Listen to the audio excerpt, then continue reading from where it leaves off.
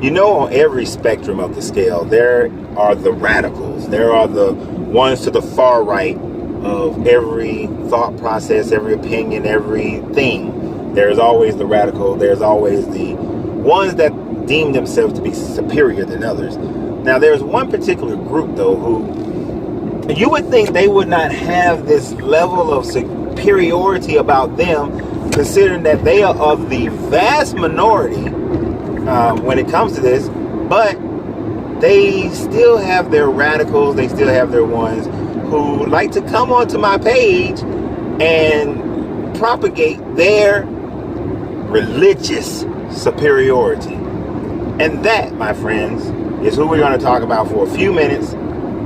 The religious superior-minded atheist. That's right. I said it.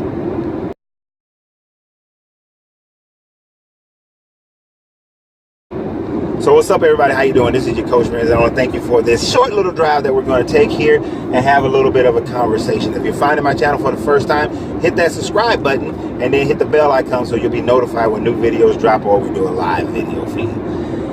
So we talk about the 360 degrees of life on this channel. We talk about your health, your wealth, your relationships, and your spirituality.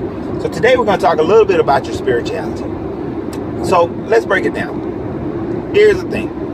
You know, in my video, I break down a lot of the historical realities, substantial realities of what went on, not just in the literature itself, not just the context it was written in, but also the index that it was written in, and the substantial reality of proof that it could have been real or not. But not only have I done that in my study of religion, but it's in my study of science as well. You see, I am not one to often give finite terms, like never and that sort of thing. But what I can say is that it's probably never will be a time in this existence that I will believe that we are all come from a monkey, evolution, Big Bang, those kinds of things, that there is no intelligent design to our universe. I will probably never come to that conclusion. Just in the same way that I evaluated the facts surrounding the Hebrew Bible, the Christian Bible, the Torah, the Vedics, the Bhagavad Gita, the Numa Elish, and all of these other writings, just in the same way I evaluated their facts and evaluated their fiction and their hypothesis and their history and the index of the time surrounding that time frame. I did the same thing with science. You see, science has not always been pure itself. Science has often thought one way and then later on it comes to a different conclusion. So you still have to index the science as well. So in indexing the science, you still have to come to a point of faith. So for all my atheists who like to come onto my page and say their religious superiorities of keep going, brother, and one day you'll get there. Come on, your mind is one day gonna open up to the facts that you're almost there. Hell, I'm where I am and where I'm gonna be. I am a mental alchemist, meaning that I am always looking to elevate my mental thought process. I'm always looking to purify it even more. But there comes a point, living in this third dimensional plane or this physical plane of existence, whatever you want to call it, but it is a physical matter plane of existence, that we will have to say we don't know. In science, they once believed that the molecule was the smallest structure. Then it was the protons and the neutrons and the electrons were the smallest. Now, within the atom, so the molecules, the atoms, the protons, neutrons, electrons, and now they say they are small, even smaller, that the space in between the protons, neutrons, and electrons, there is matter there, which is even smaller, but we don't know what that dark matter is. We look into space, we do not know what that dark matter is. They theorize about the Big Bang because they think that it's exploding outwardly and it's continuously moving, but here's the problem: it's going faster, it's not slowing down. So are we still in the epicenter portion of the Big Bang that is still exploding and accelerating out from that center point? But nobody can pinpoint the center point. Nobody can pinpoint where that matter came from. Where did the energy first come from? We like to throw out there that the law of thermodynamics, that energy can neither be created nor destroyed. So, but I have to ask, you are saying the same thing that a person would say about a God, that God has always been. That is the thing that separated the Abrahamic religions, is that they said their God was never born. Every other God prior was born. But the Abrahamics just said God has always been there. In the same way, you're saying that energy has always been there. Both of you have to take this on faith, because neither of you can determine what is actually real and what's not. What's the substantial reality of it? Neither one of you can prove that your God, your energy, has always been here. Neither one of you can prove that your God or your energy was even created. You can't prove it. Now, we can say that gods were created in the mind, but then science is all observation of facts. But you cannot observe the Big Bang. You cannot observe the beginning energy. You cannot observe the primordial ooze. Darwin said himself that if we cannot observe thousands and thousands and hundreds of thousands of the skeletal record showing the evolutionary path from one species to the next, then he is wrong, because it cannot be observed. And we have not observed that. We've been on this planet observing, at least in written form, for the last 8,000 years, but no one has observed evolution.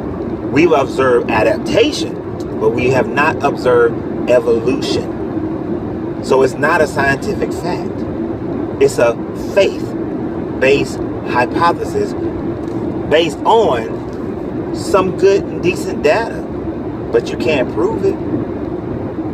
You can't prove it.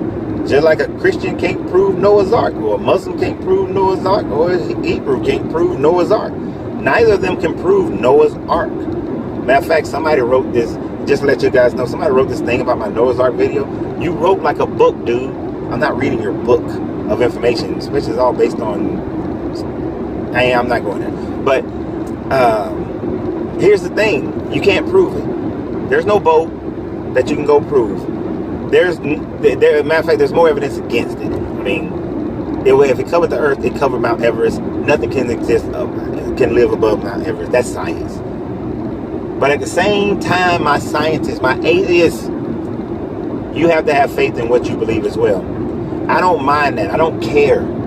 I've told you guys many times before, I can stand on top of a mountain screaming out my truth and be the only one who believes it, the only one who's accepting of it. And if I say that the sky is purple and that damn sky is purple for me, then I can be the only one who says that, the only one who accepts it. And I am perfectly comfortable and secure in that. You need to become so comfortable and secure that you don't need anybody else to agree with you. When you look at my channel, it has like over 4,500 subscribers on this day in 2019. Right? Over 4,500 subscribers. All of that is relatively new over the last 2 years. Prior to that, the 4 or 5 years prior to that, I had about 32 subscribers. But I was still talking about the same stuff I'm talking to you about right now. I didn't need 4,500 people to agree with me in order for me to validate how I think, the information that I've researched, and how that information, what that information means to me in my experience. I did not need 4,500 people to agree with me in order for me to accept that as portion of the truth. A portion of the truth. I didn't need it. When I had 32, I was fine. When I had 0, I was fine. For all the years that I have been working on this since the age of 9, and I'm 47, and there was no internet, there was no YouTube, I did not need other people's approval. And the reason why you come on my channel and you say these things is because you need somebody else's approval. It's different if you come in and say, hey, you said X, Y, and Z, but X, Y, and Z is not actually, in my opinion, this is not it. Or in my facts, this is the information that I have. And have something to back it up. Whether you are atheist or Christian or Muslim, have something to back up that is outside of just your literature. And, if I can write a book and say God inspired me to write these words, that doesn't make it true. Just because I said it, but 2,000 years from now, people will say it's the gospel truth because he said God told him to write it. Science will change as it comes down the line. Don't get so stuck that you need somebody else's approval in order for you to have faith in what you have discovered. Believe in what you discover, because all you need is what you think in your mind. Your acceptance, no one else's. I don't need no one else's, and nor do you. And you should always be that way. And to come on somebody else's page to tell them that they need to grow, I'm not here to convert anyone. If you like my channel, if you like the stuff I talk about, it's because you find it interesting, and I appreciate that. But I'm not here to convert you. I don't care about converting you. You shouldn't care about converting others either. So remember, you have to free yourself to be yourself, because your greatness is non-negotiable.